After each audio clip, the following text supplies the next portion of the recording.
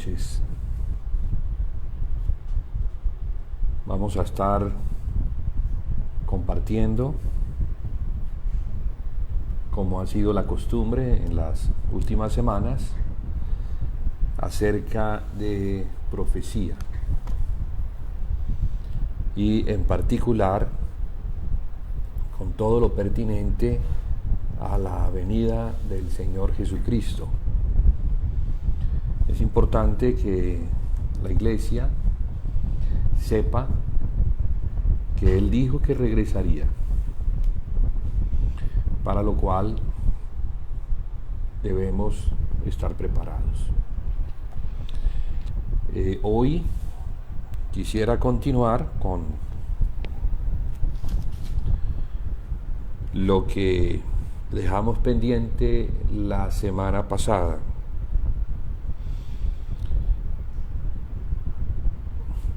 Y que lo encontramos en el capítulo 24 de Mateo, desde el verso 44 en adelante. Vamos a leer y a partir de allí, con la ayuda del Señor, vamos a iniciar nuestro compartir. Dice entonces la palabra del Señor: por tanto, también vosotros estad preparados, porque el Hijo del Hombre vendrá a la hora que no pensáis. ¿Quién es pues el siervo fiel y prudente, al cual puso su Señor sobre su casa, para que les dé el alimento a tiempo? Bienaventurado aquel siervo al cual, cuando su Señor venga, le halle haciendo así. De cierto os digo que sobre todos sus bienes le pondrá.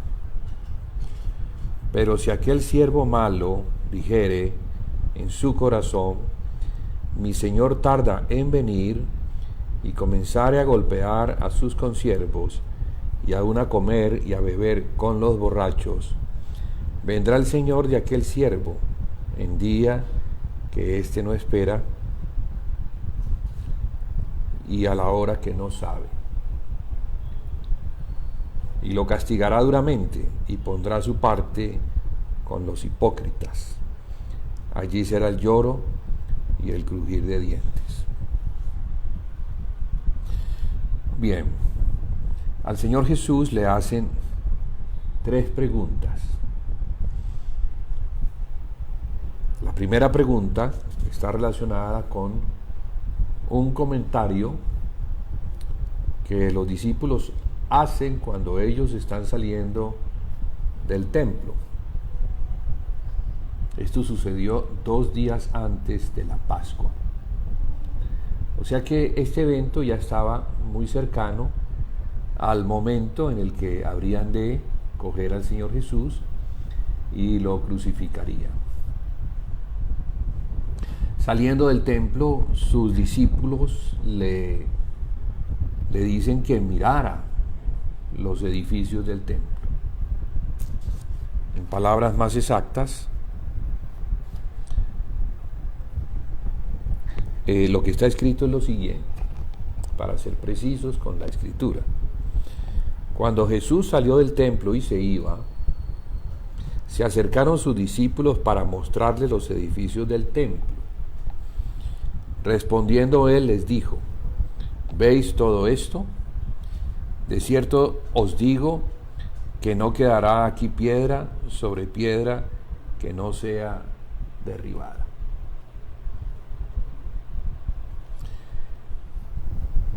Una vez llegaron al monte de los Olivos, los discípulos se le acercaron aparte y le preguntaron: dinos, Señor,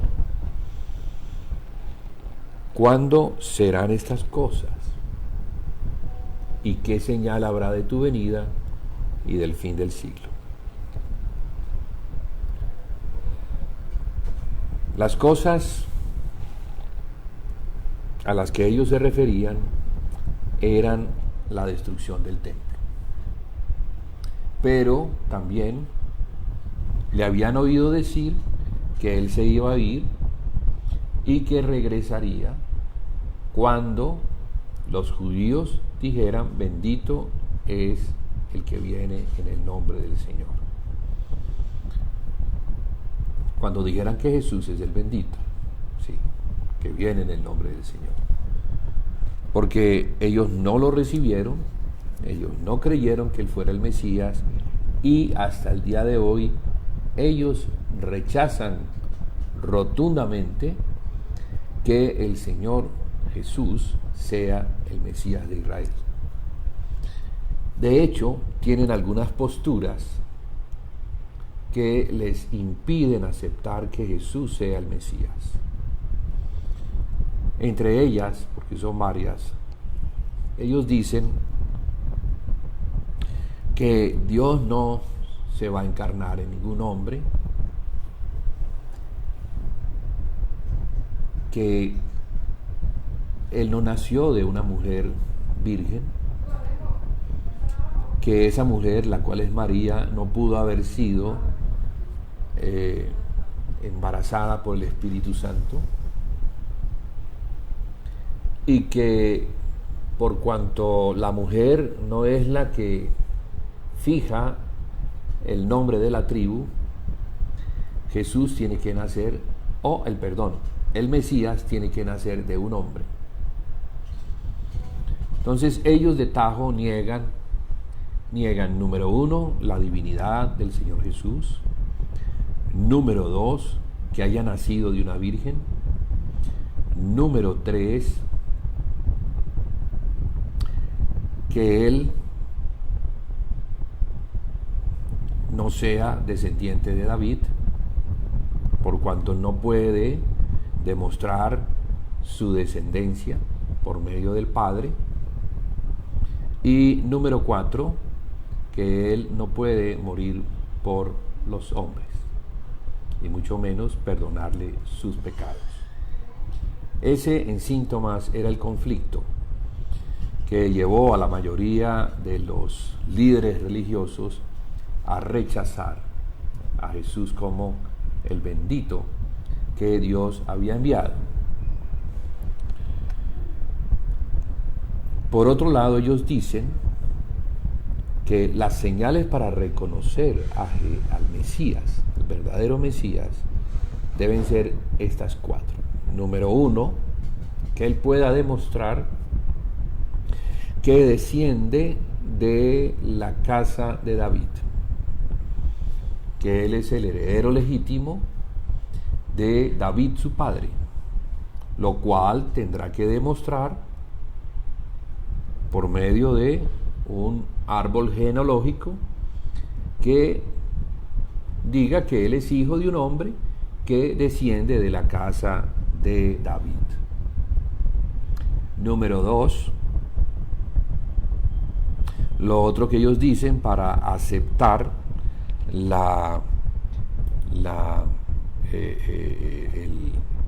el que este Mesías sea el verdadero, número dos, es que ellos puedan reconocer,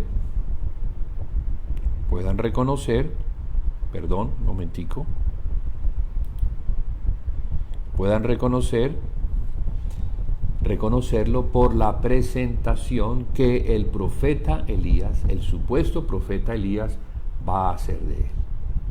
Entonces, ellos dicen que debe ser presentado por Elías, que ellos no creen que Juan el Bautista haya sido el Elías, porque pues era Juan. Ellos creen que Elías debe regresar. Elías fue llevado a los cielos y debe regresar precisamente para presentar a aquel que debe ser el Mesías de Israel. Número dos, entonces, ya vamos viendo cómo se va a ir armando el cuadro del falso Mesías, porque seguramente este falso puede llegar a demostrar con falsedad que desciende de un hombre que es descendiente de la casa de David, que es en su línea de sangre, desciende de David.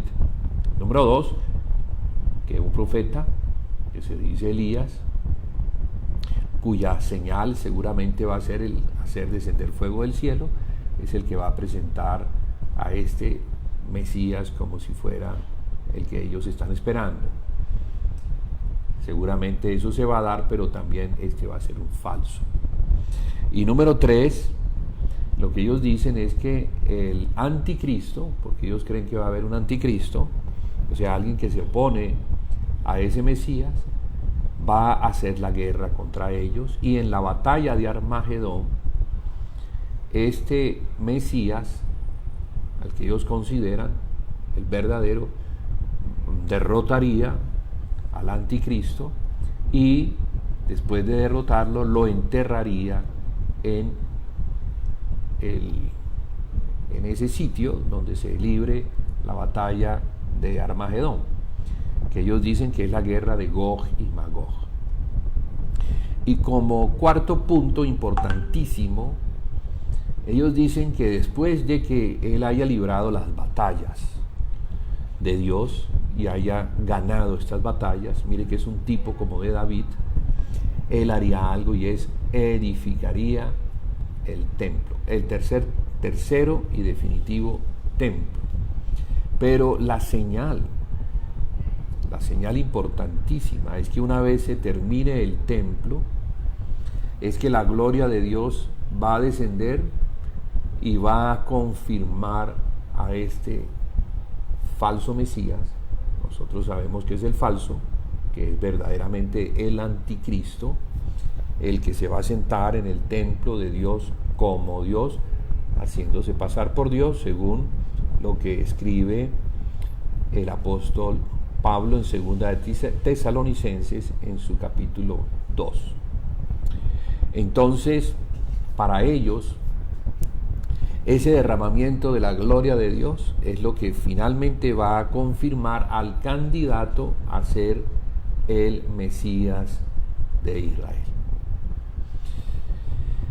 Bien, esto es algo que estamos por ver prontamente, porque los rabinos judíos ya se han puesto de acuerdo en creer que este Mesías está a punto de aparecer, a punto de presentarse. Seguramente lo primero que va a hacer es traer las credenciales y por medio de las credenciales hacerse reconocer, por lo menos como candidato, a ser probado como el Mesías de los judíos. Muy bien, entonces, continuando con el tema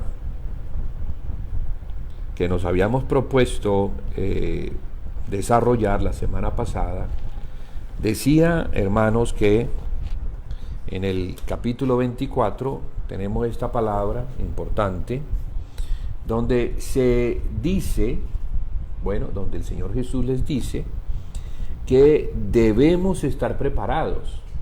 Mire que esto se lo dice a ellos, pero sabemos que esta palabra trasciende el tiempo y no solamente era para ellos, sino para la generación del tiempo del fin, y esa generación somos nosotros.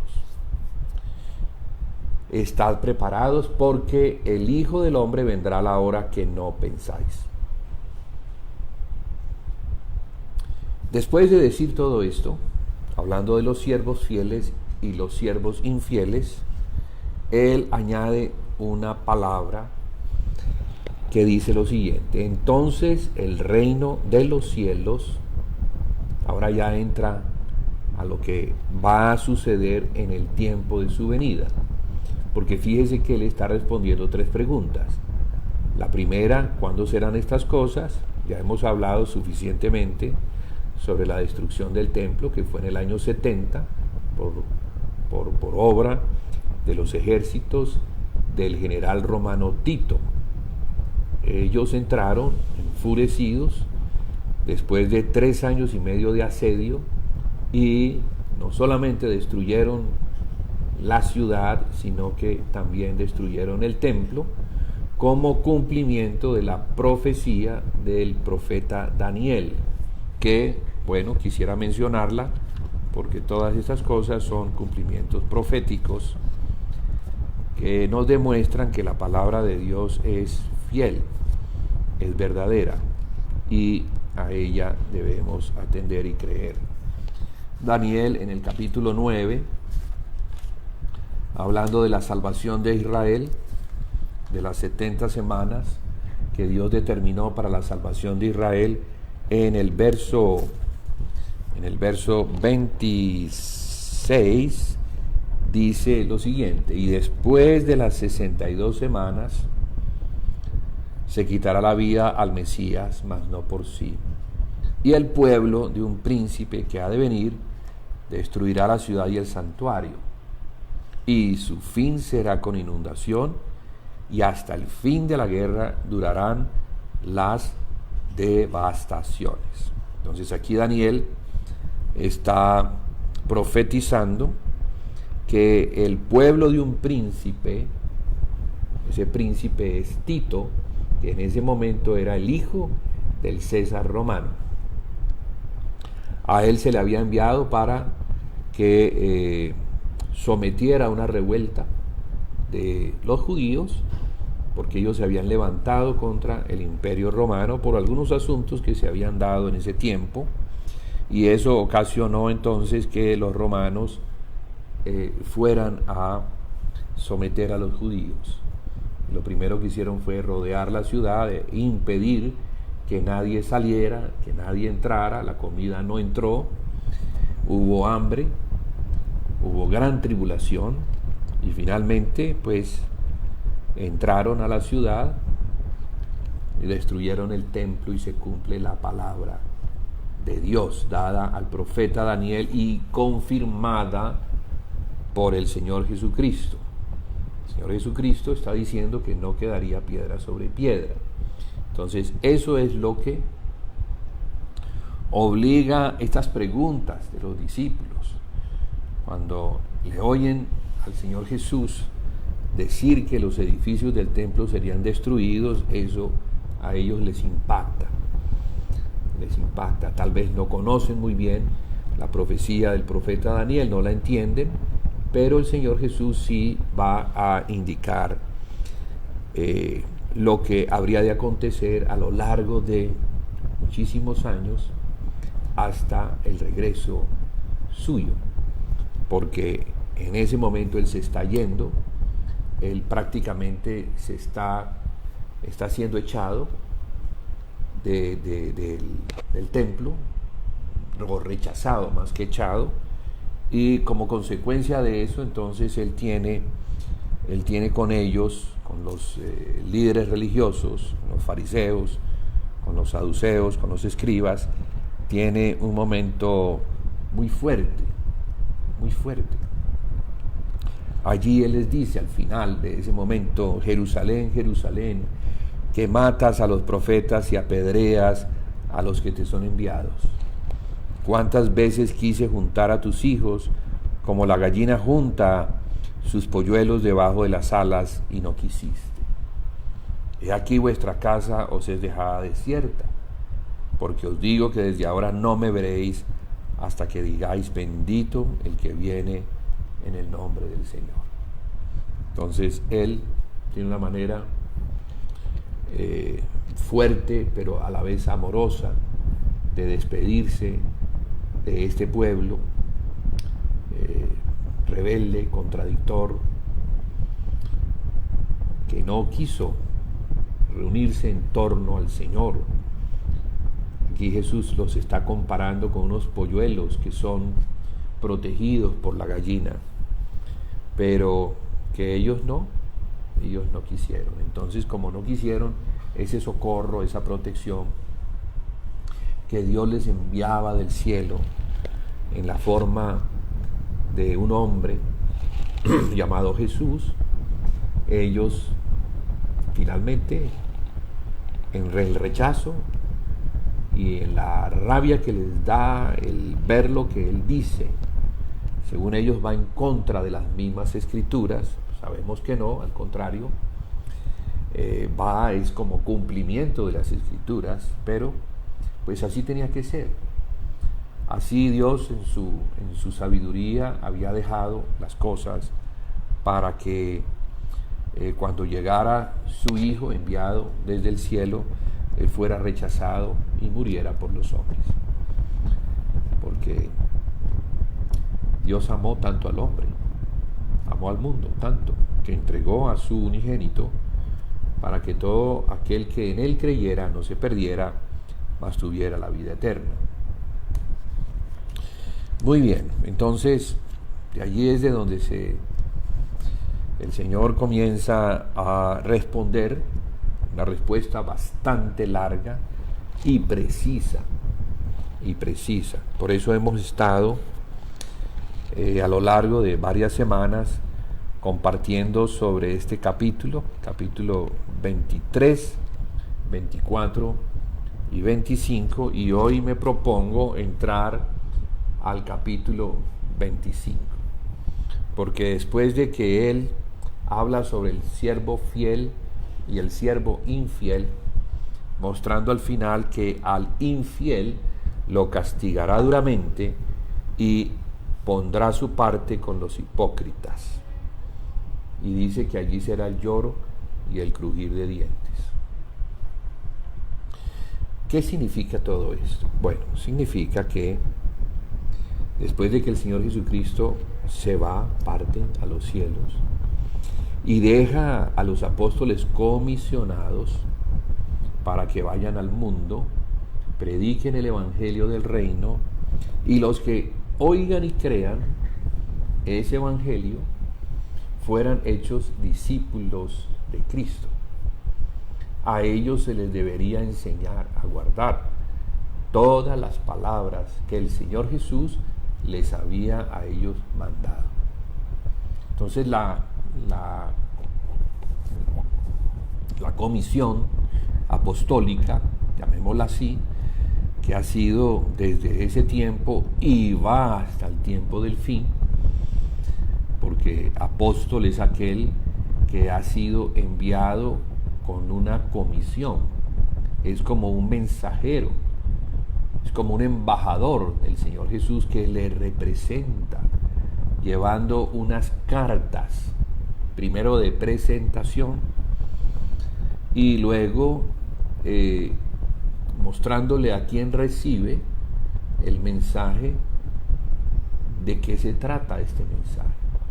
O sea que este mensajero no viene en su nombre, sino que viene en el nombre del Señor Jesús, representándole con el mensaje del Evangelio del Reino, el cual en síntesis es que los hombres son hijos de Adán, por cuanto son hijos de Adán se encuentran bajo el pecado, que trae como consecuencia la muerte eterna. El hombre morirá, pero si no es salvado antes de morir, morirá eternamente. Por eso entonces el mensaje muestra esa condición, pero también habla de un Salvador que murió por los hombres. Habla de Jesús, el Hijo de Dios enviado a encarnarse como un hombre, a representar a la humanidad para que en la cruz la humanidad representada por él fuera perdonada, porque Dios reclamaba en su justicia la muerte del hombre que pecó. Fíjese que el día que el hombre pecó, ese día algo sucedió. Dios le dijo a Adán que el día que él comiera del árbol del conocimiento del bien y del mal moriría. Ese día moriría. Dios es justo. Dios sabía por qué decía lo que decía. Pero lo que ocurrió es que en lugar de ese hombre, un animal murió. Un animal, un sustituto, un tipo de Cristo murió para que este hombre no muriera. Pero fíjese, como fue un animal el que murió, la cuenta no quedó saldada. Tenía que morir un hombre. Y un hombre que fuera sin defecto. Un hombre sin pecado. Un hombre sin mancha y sin arruga. Y qué problema tan grande, porque todos los hijos de Adán, absolutamente todos los hijos de Adán heredaban la mácula del pecado. Todos estaban destituidos de la gloria de Dios, en incapacidad para poder presentar este servicio de morir por el hombre. Dios había dicho ya ese mismo día que la simiente de la mujer pondría la cabeza de la serpiente bajo sus pies, y esta es una profecía mesiánica que muestra que en el futuro un hijo de mujer, un hijo nacido de mujer pero no engendrado por hombre, él derrotaría a la serpiente, derrotaría al acusador de los hermanos al morir por los hombres en la cruz del Calvario.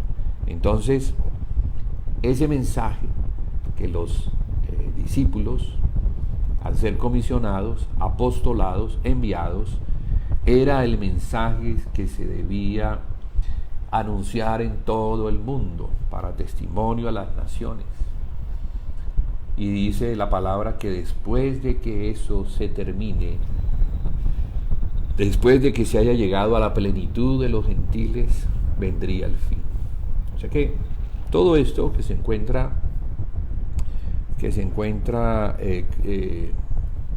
concatenado en concordancia, nos muestra al Señor Jesús dando este anuncio, mostrando que el Evangelio tendría que ir por todo el mundo, tendría que predicarse acerca de Cristo, acerca de ese Hijo de Dios, ese Salvador, también Hijo del Hombre, para que las naciones se prepararan, pero principalmente la iglesia dentro de las naciones.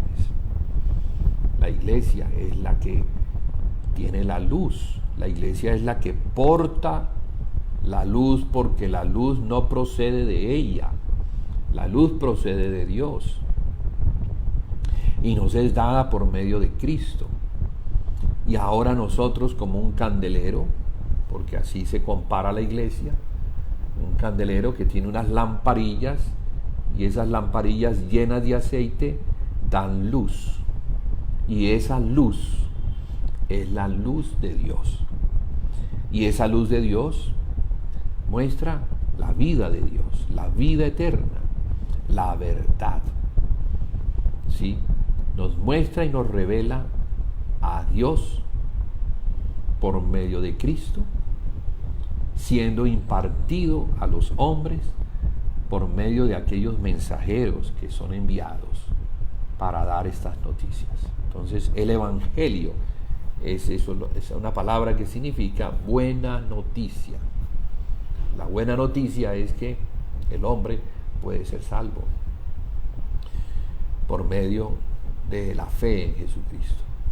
Entonces, fíjese que esta salvación no es por obras, no es por lo que el hombre pueda hacer y ganar como obra buena, sino que reconociendo que el hombre está destituido y que en esa condición no puede hacer nada que pueda agradar a Dios, él ahora oye la noticia que le muestra que a pesar de que él está perdido, él fue salvado por Jesús, el Cristo, en la cruz del Calvario, en la cruz del Calvario. Entonces, al recibir esta noticia y al aceptarla por medio de la fe, algo debe ocurrir con la persona.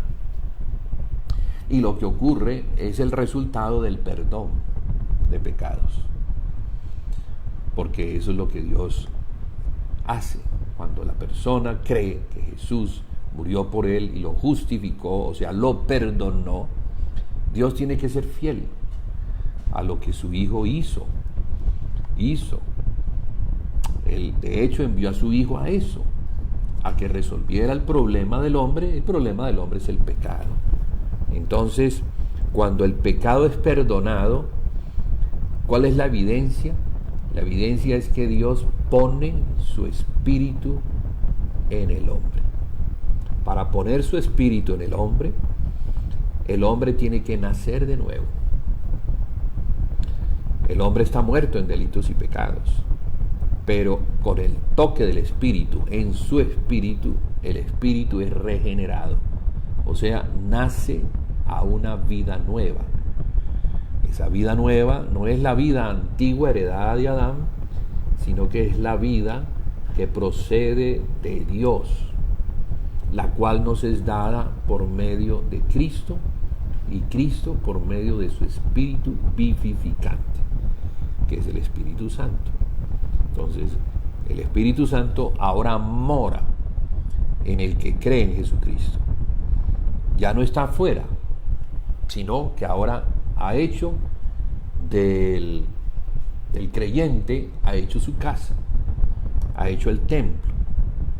El templo de Dios ahora está en los creyentes, los cuales en su conjunto, como el cuerpo de Cristo, manifiestan la casa de Dios. Entonces podemos entender que Dios tiene una casa en la tierra y se manifiesta en cada localidad, como la iglesia local. Que la iglesia es el templo, también es el cuerpo de Cristo, la iglesia. La iglesia es la novia del Cordero, que se prepara ahora para la venida del Señor, y al prepararse para la venida del Señor se santifica. Esto de santificarse significa apartarse.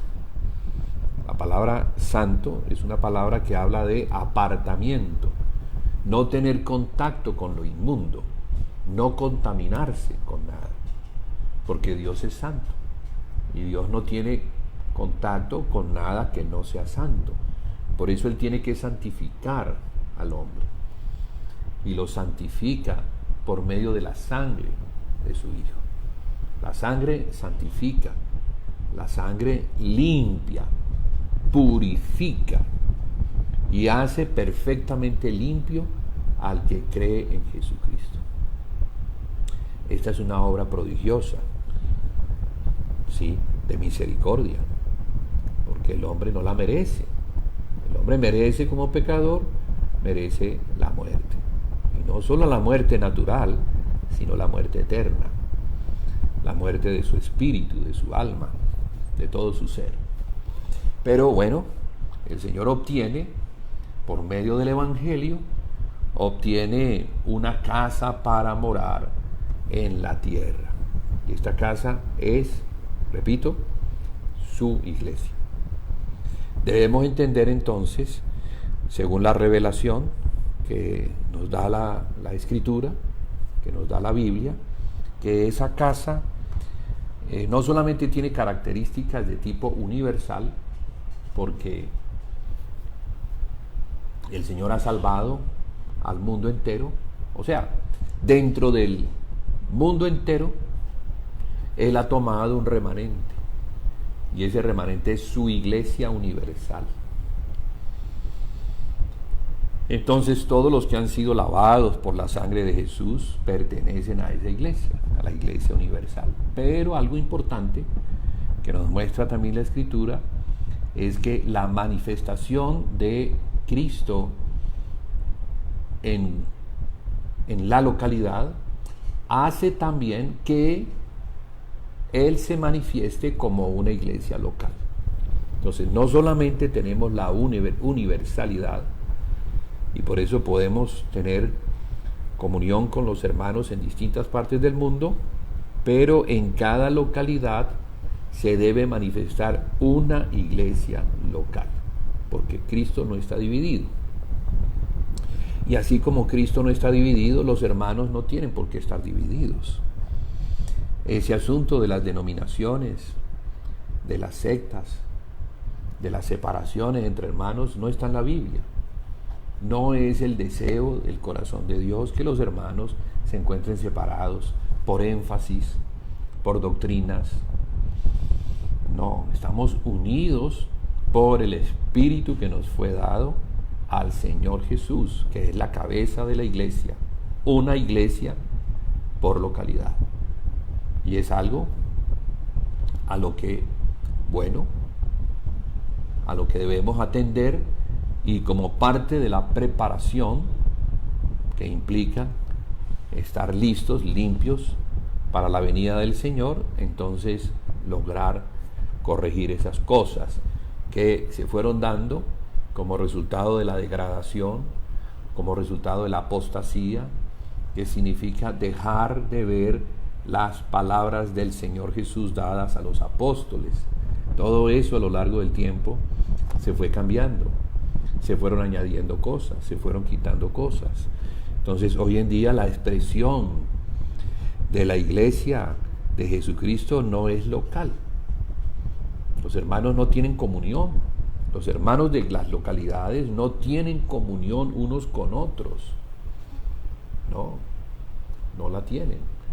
Porque unos siguen a un fulano, otros siguen a otro fulano, así como estaba sucediendo con la iglesia de Corinto, que en realidad pues el apóstol Pablo escribe en respuesta a una carta que recibe de los de Cloé, señalando algunas irregularidades, algunas cosas que se debían corregir, y lo más severo del problema de esta iglesia era que ellos seguían a distintos siervos del Señor.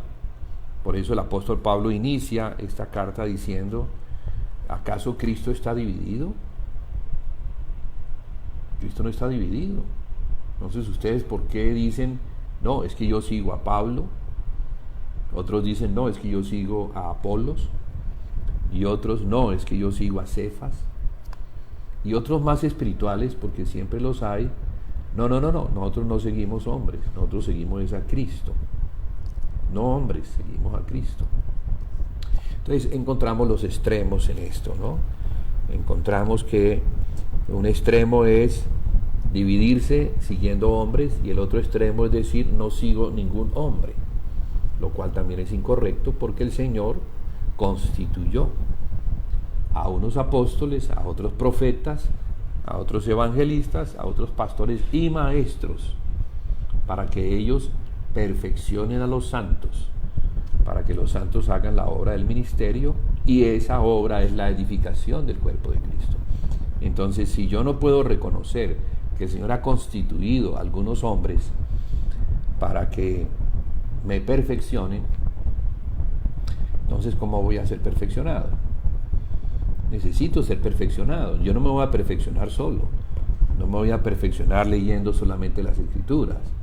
No me voy a perfeccionar diciendo, no, es que yo en realidad no tengo necesidad de congregarme con nadie, porque yo me congrego únicamente con Dios. Por medio de las Escrituras, yo oro, leo las Escrituras, y eso para mí es suficiente. Pero no, eso no es lo que las Escrituras dicen acerca de lo que somos en Cristo. Somos miembros de un cuerpo. Y como miembros de un cuerpo, nos dependemos unos a otros. Y nos debemos unos a otros. Y debemos someternos unos a otros. Reconociendo que nadie es superior. Nadie es superior. Nadie está por encima de nadie. Todos tenemos el mismo espíritu. Todos tenemos el mismo Señor, que es la cabeza de la iglesia. Tenemos la misma fe, que es la fe de Cristo. Hemos participado del mismo bautizo, que es el bautismo en el cuerpo de Cristo. Y tenemos un mismo Padre, que es sobre todos y por todos. De modo que no hay disculpas. No podemos decir, no, es que yo pertenezco a otra familia, tengo otro Padre, tengo otro Señor, tengo otro espíritu, tengo otra fe. No. Las evidencias del cuerpo de Cristo, de la unidad del cuerpo de Cristo, están dadas. Y no podemos ir contra ellas. Lo que podemos hacer es salir de todo organismo u organización que, como resultado de la degradación, ha quedado en ese estado, buscando al Señor. buscando al Señor, pidiéndole al Señor, Señor, ayúdame, ahora sé lo que es conozco tu palabra, ahora sé lo que es la verdad, quisiera prepararme para el día de tu venida a fin de que yo no sea tenido como un siervo infiel. Porque esto es lo que el Señor Jesucristo está diciendo. Él va a responder lo que va a ocurrir al final de la era. Esas fueron las preguntas que le hicieron. Dinos, Señor, cuándo sucederán estas cosas, qué señal habrá de tu venida y del fin del siglo. Entonces, Mateo 24 y 25 es la respuesta a esto. Y si somos verdaderamente cristianos y creemos que la Biblia es la palabra de Dios, pues entonces nos toca aceptar lo que la Biblia dice y no lo que los hombres dicen, no lo que ha sucedido en la degradación, porque la degradación lleva cerca de 2000 años, desde el tiempo del apóstol Juan, que se encontraba en la isla de Patmos. Y digo el apóstol Juan, aquel amado por el Señor, llamado el apóstol amado. Estamos hablando de 2000 años. Ya en ese tiempo, en la isla de Patmos, cuando él escribe el Apocalipsis a una de las iglesias, que es la iglesia de Éfeso, ya el Señor le mandó a decir, el Señor le entrega un mensaje. Recuerde que los apóstoles son mensajeros, son ángeles. La palabra ángel no es una palabra que hable de una naturaleza, sino que habla de una función. Entonces hay ángeles celestiales y hay ángeles terrenales. ¿Cuál es la función? Ser mensajeros, llevar mensajes, recibir un mensaje y llevarlo a un destinatario. Entonces, Juan recibe un mensaje para las iglesias. Y estas 7 iglesias representan toda la iglesia a nivel de las eras. Toda la iglesia y las iglesias locales. ¿Por qué lo sabemos? Porque el Señor dice, el que tenga oído oiga lo que el Señor dice a las iglesias. Claro, le está hablando a una iglesia determinada, pero después de que termina de hablarle a esa iglesia, dice, y el que tenga oído oiga lo que el Señor dice a las iglesias. De modo que el mensaje a la iglesia de Éfeso es un mensaje para el resto de las iglesias. Y si nosotros somos iglesia, pues entonces es un mensaje para nosotros. También es un mensaje para nosotros. No podemos dejar Apocalipsis como un libro histórico que se escribió, ya se cumplió y no tiene nada que ver. No, tiene mucho que ver, porque este libro se escribió para que conociéramos todo lo pertinente a la venida del Señor. Allí tenemos una tremenda revelación, y como estamos en este tema de la venida del Señor, de profecía, entonces tenemos que acudir también a otros libros, a otros escritos que el Señor dio a distintas personas. No solamente a Mateo, que en el capítulo 24 nos muestra estas cosas, pero también los discípulos también oyeron, también escribieron y también nos hablan sobre la venida del Señor. Así como el apóstol Pablo muestra que el Señor Jesús no vendrá hasta que venga la apostasía y como consecuencia de ella se manifieste el hombre de pecado, el hijo de perdición. Allí está mencionando al anticristo. ¿Por qué el anticristo?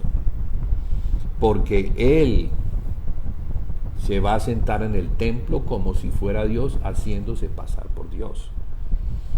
El único que tiene derecho a sentarse en el templo como Dios, sin necesidad de hacerse pasar por Dios, porque es Dios, es Jesús. Jesús, el Mesías, el Cristo.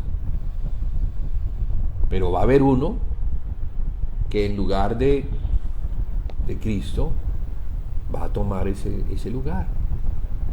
Y lo va a hacer. ¿Por qué? Porque los judíos rechazaron al verdadero Mesías.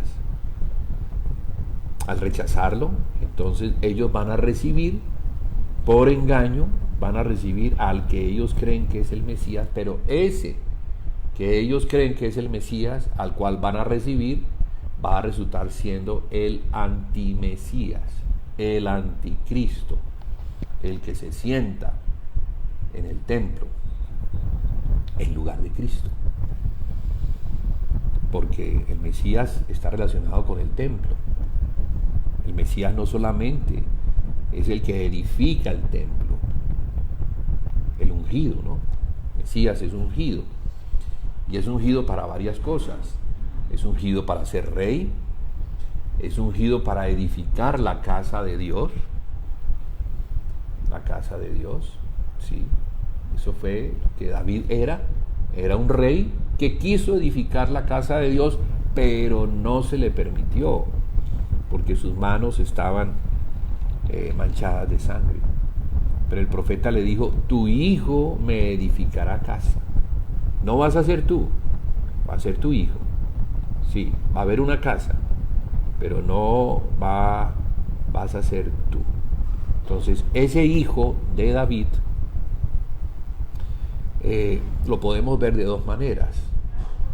La primera, en Salomón, hijo de David, que efectivamente recibe los recursos de David, porque David preparó todos los recursos, preparó todos los materiales. Lo único que tenía que hacer Salomón era, de acuerdo a los planos que ya estaban, edificar la casa. Entonces se cumple la palabra con Salomón. Pero hay otro hijo, que es Jesús. También Jesús es hijo de David. Recuerde la confesión de Pedro: tú eres el Cristo, el Hijo del Dios vivo. Entonces, la palabra Cristo es la palabra griega Mesías. Y allí ese Mesías es ese ungido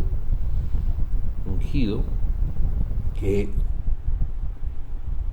es descendiente de David y con el derecho legítimo a sentarse en el trono de Israel. Porque Pedro está confesando eso. Pedro está confesando: tú eres el Mesías, pero también eres el Hijo del Dios viviente. A lo que Jesús responde: bienaventurado tú, porque eso no te lo ha revelado sangre ni carne, sino mi Padre que está en los cielos. Pero algo el Señor Jesús dice en relación a la confesión de Pedro, y es que sobre esa roca se edificaría la iglesia. Entonces, la roca no es Pedro. Pedro no es la roca sobre la cual se edifica la iglesia, sino que la roca es la confesión que habla de Jesús. Entonces, Jesús es la roca sobre la cual se edifica la iglesia. Entendiendo, sí, que lo que la iglesia debe saber, que Jesús es el Hijo de David, el Mesías, Rey, que va a reinar, pero también es el Hijo de Dios. Entonces, eso es maravilloso que esto se lo revele el Padre a Pedro, porque en Jesús encontramos esa característica que nadie tiene. Número uno, que es 100% hombre. Número dos, que es 100% Dios. Como hombre, no solamente es hijo de Adán, sino que también es hijo de David, descendiente de Abraham. Descendiente de Abraham. Cuando Dios le dijo a Abraham: en tu simiente serán benditas todas las naciones de la tierra, se estaba refiriendo a un descendiente de Abraham que algún día sería el bendito, que Dios enviaría para que todas las naciones de la tierra fueran benditas. Y eso incluye las familias también, que están conformadas, las naciones están conformadas por familias. Igual la iglesia, ¿sí? O sea, dentro de las naciones la iglesia de Jesucristo, que tiene esa comisión importante al ser la luz del mundo y la sal de la tierra. Número uno, de traer la verdad, de predicar la verdad, de guardar el depósito apostólico y darlo a conocer para que aquellos que crean en este mensaje hagan parte del cuerpo de Cristo. Porque los que creen entonces serán perdonados, al ser perdonados tendrán el Espíritu, al tener el Espíritu entonces harán parte del mismo cuerpo, que es el cuerpo de Jesús, teniéndolo a Él como la cabeza de la iglesia. Entonces quería decir que desde el tiempo del apóstol Juan, al ángel de la iglesia de Éfeso, él le dice, bueno, es el Señor Jesús el que le dice, tengo algo contra ti, que has dejado tu primer amor. Fíjese, debemos reconocer que el Señor Jesús habló de dos amores, o de dos mandamientos sobre los cuales como columnas podríamos decir, se encuentra la ley de Dios. La ley de Dios se cumple cuando el primer mandamiento, que es amar a Dios sobre todas las cosas, y el segundo, amar al prójimo como nos amamos a nosotros mismos. Entonces, dos amores: el primero, amar a Dios; el segundo, amar al hombre. Pero el problema con el ángel de la iglesia de Éfeso es que había dejado el primer mandamiento por cumplir el segundo. Entonces, para él, el amor al hombre estaba por encima del amor a Dios. Y ese puede ser un problema porque la iglesia ha tenido tendencia a predicar un evangelio hacia el hombre, un evangelio social. Vamos a salvar al hombre, vamos a preocuparnos por sus necesidades. Entonces ahí encontramos iglesias que tienen ese énfasis, como la iglesia de Tiatira, que es la iglesia católica, que presta un servicio social muy, pero muy importante, pero no tiene nada de entendimiento sobre la adoración a Dios. ¿Por qué? Porque se perdió completamente la visión, se perdió el énfasis, la prioridad. La prioridad de la iglesia debe estar puesta en Dios Padre. Apocalipsis en el capítulo 1 nos dice y nos recuerda que Jesucristo, el testigo fiel y primogénito de entre los muertos y el soberano de los reyes de la tierra, que nos amó y nos lavó de nuestros pecados, ha hecho de nosotros un reino de sacerdotes para Dios su Padre. Entonces, la operación de la sangre, al perdonarnos y al darnos el Padre su Espíritu, es para que tengamos una comunión con Él, para que entendamos que la prioridad es Dios. Dios siempre está mostrando eso desde el principio. Está mostrando que Él es el creador, que Él es el dador de la vida, Él es el que rescató a los israelitas de Egipto, de la esclavitud. Él es el que envió a su Hijo para salvarnos del pecado y de la muerte eterna que viene como consecuencia. Entonces nosotros, entendiendo eso, debemos tener a Dios como nuestra prioridad. Y eso quiere decir que todo lo que la iglesia haga está alrededor de ese centro, alrededor de esa prioridad.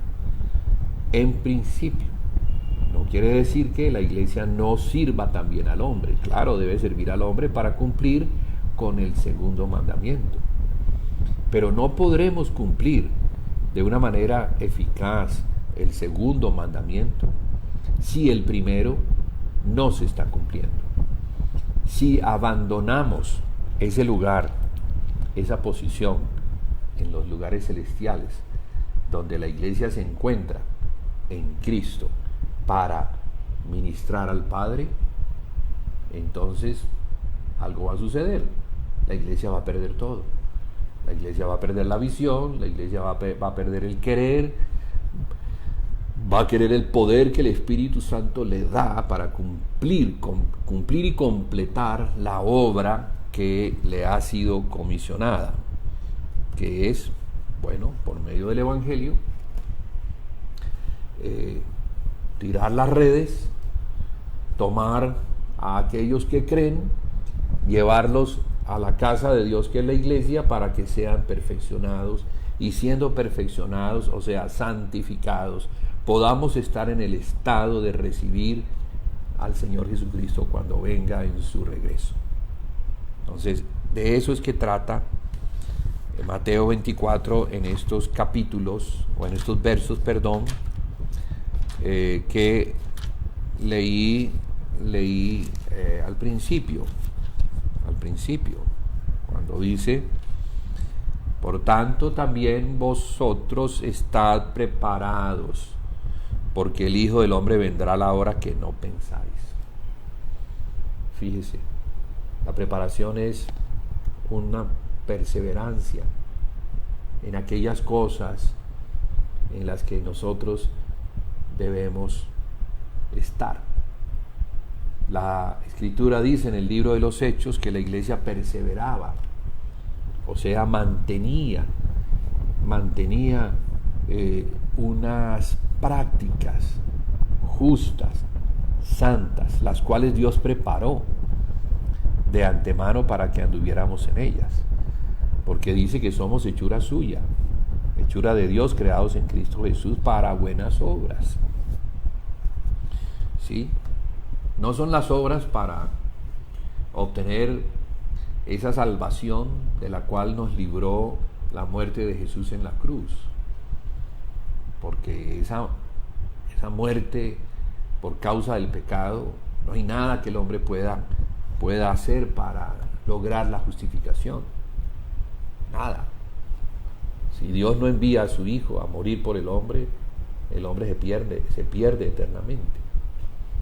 Pero Dios lo envió, y ya de esto hace 2000 años, y ahora tenemos el Espíritu, ahora somos el cuerpo de Cristo, ahora somos la iglesia. Ahora, ¿qué debemos hacer como iglesia? Perseverar, como dice el Señor Jesús: el que persevere hasta el fin, ese será salvo. Pero ahora se está hablando de una salvación diferente. ¿Sí? La salvación es la salvación de nuestra alma. Nuestro espíritu ya es salvo, nuestra alma todavía no. Nuestra alma debe ser salvada de nosotros mismos, porque en el alma somos todavía seres egocéntricos, seres que piensan en sí mismos, que no piensan en la voluntad de Dios para cumplirla, no quieren conocerla y no quieren cumplirla. Pero cuando entramos a la iglesia y entendemos que la iglesia es el cuerpo de Cristo, y por medio de ese cuerpo, siendo miembros, servimos a Cristo, y servimos a Cristo por medio de estas prácticas que tienen que ver con la adoración a Dios en los lugares celestiales, en estas perseverancias, entonces algo ocurre con el creyente. El creyente va siendo perfeccionado. Mire que los ministerios están es para eso. Los ministerios, básicamente, apóstoles, profetas, evangelistas, pastores y maestros, están para perfeccionar a los santos, para que los santos hagan la obra del ministerio, que es la edificación del cuerpo de Cristo, o sea, la edificación de la casa. La edificación de la casa, eso es lo que hay que hacer. Entonces, la edificación de la casa depende de cada uno de nosotros. Y dice que es siguiendo la verdad en amor, para crecer en todo en aquel que es la cabeza, Cristo la cabeza. ¿Sí? Pero unidos por coyunturas. O sea que menciona entonces el cuerpo, así como estos miembros se mueven y se mueven porque están unidos por coyunturas. Y aunque aquí hay 3 falanges que pueden representar a 1, a 2 y a 3 miembros, ellos están unidos por medio de coyunturas, y en esas coyunturas ellos se ayudan a prestar el servicio que Cristo como cabeza quiere que le prestemos como miembros del cuerpo.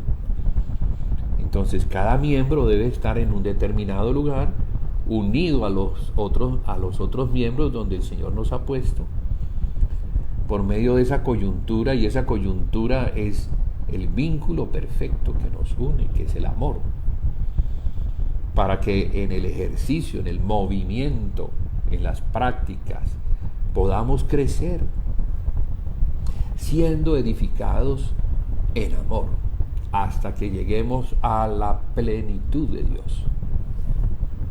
A la plenitud de Dios. Como lo dice el capítulo 3 del libro de los Efesios.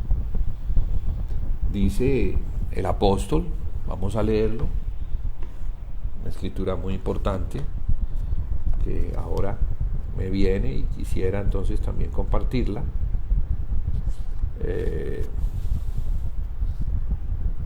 Efesios 3. Si ustedes tienen las escrituras, bueno, les invito para que me acompañen a el capítulo 3 de la epístola a los Efesios. ¿Sí? Ya voy a llegar. Dice lo siguiente.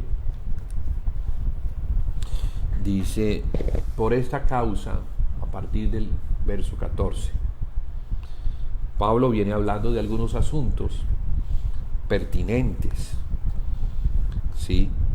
Asuntos que tienen que ver con judíos y gentiles que han sido unidos por medio de la cruz. Dice la palabra que la cruz quitó la barrera de separación que separaba a judíos de gentiles,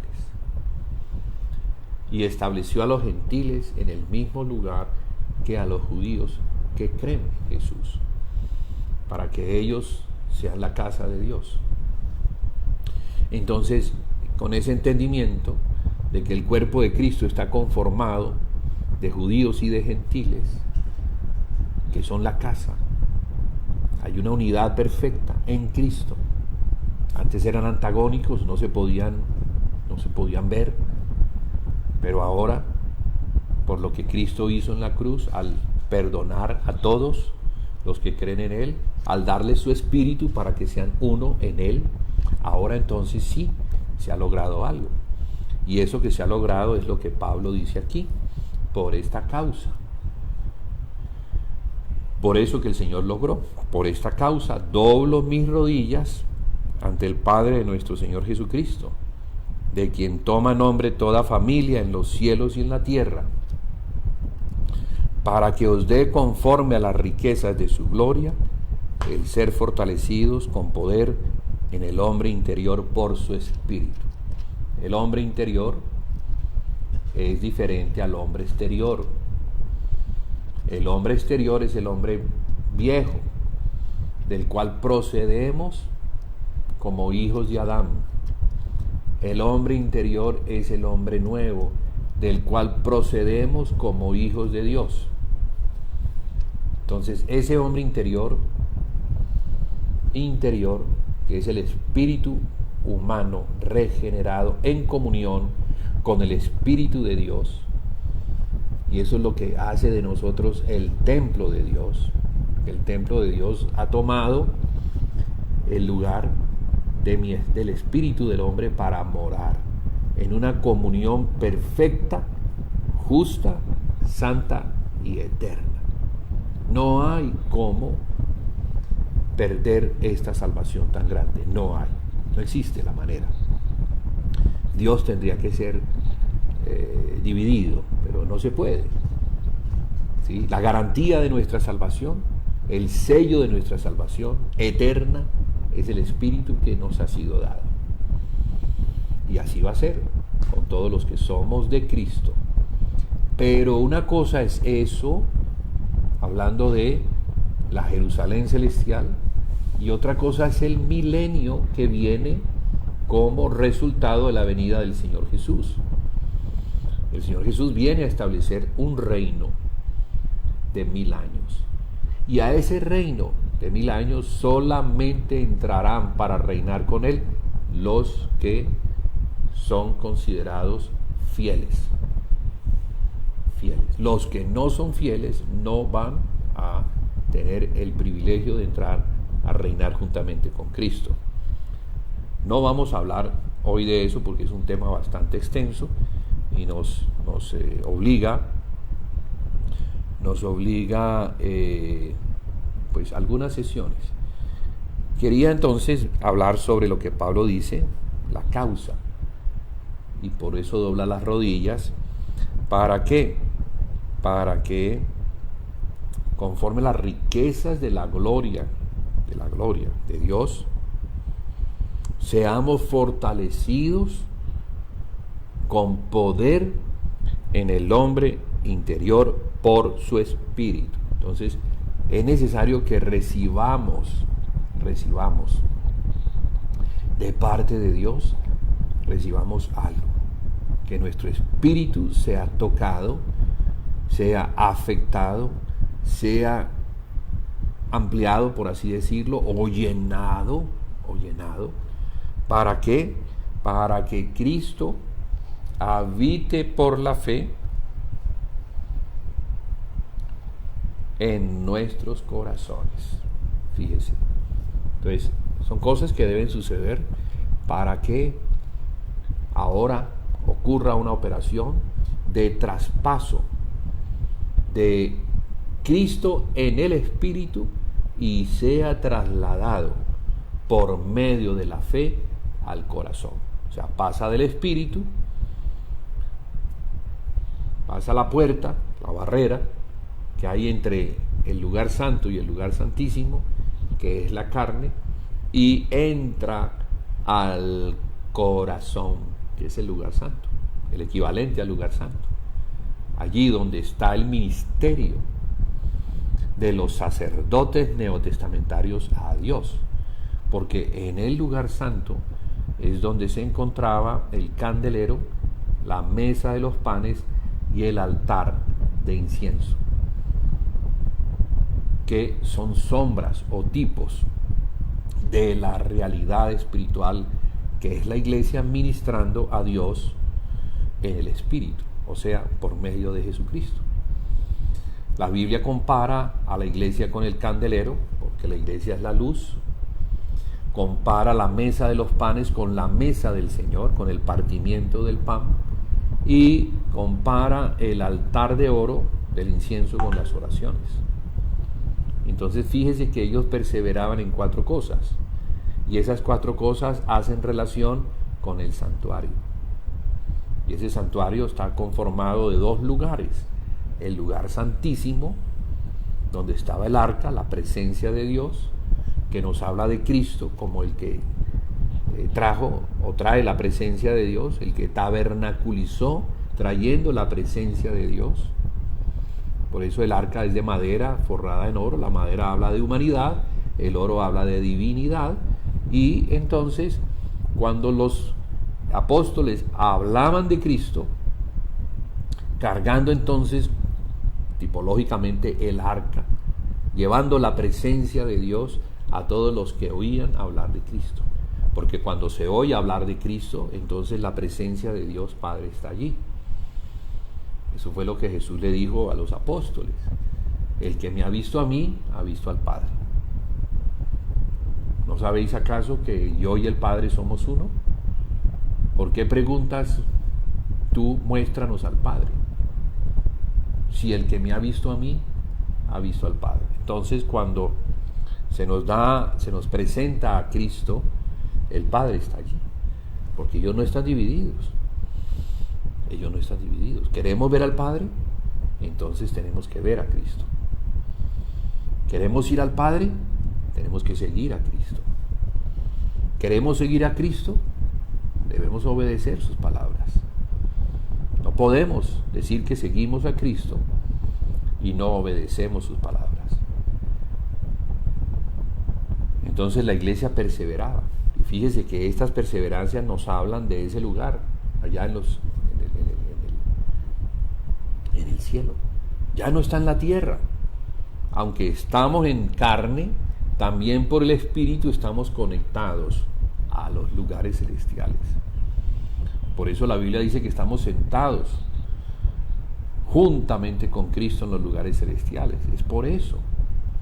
Porque en su resurrección, en su ascenso, también nos llevó y nos puso allá en los lugares celestiales para que ministráramos a Dios Padre por medio de Él, que es el sumo sacerdote de nuestra profesión.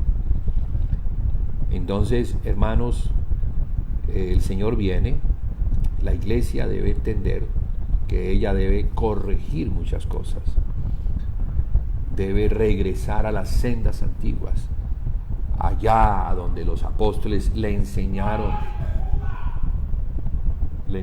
a la iglesia lo que ella debía guardar hasta la venida del Señor. Número 1, la doctrina de los apóstoles, que era presentar a Cristo, y al presentar a Cristo, el Padre. Número 2, la comunión de unos con otros, que nos habla del candelero, o sea, la iglesia en luz. El partimiento del pan, que nos habla de la mesa de los panes. Y las oraciones que nos hablan del altar de incienso. Fíjese que todo eso está relacionado con lo que Dios le mandó a Moisés a hacer. Y existía ese ministerio hacia afuera en el atrio por causa del pecado para el hombre, pero existía también por causa de la santidad de Dios y por causa de Él mismo. Unos sacerdotes ministraban permanentemente a Dios en el lugar santo. Bien, voy a dejar aquí, son las 8:16, no me voy a extender más, pues entonces abriríamos una puerta para prolongar esta charla, este compartir. Esperamos que el Señor nos ayude a entender, y al entender a tener una apertura de ojos que nos permitan ver aquellas cosas que el hombre natural, que nuestros ojos naturales no pueden ver.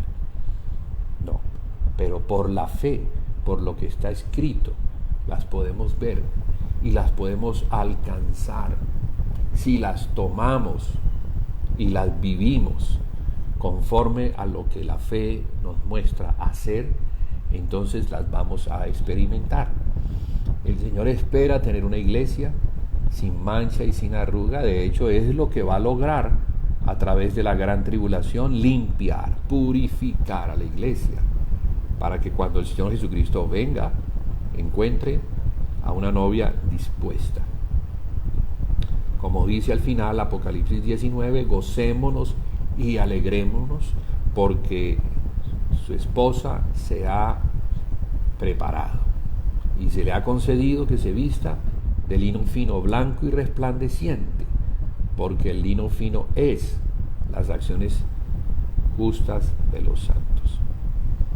Ese vestido es Cristo mismo, como nuestro sumo sacerdote, que nos lleva al Padre, para que podamos ministrar al Padre.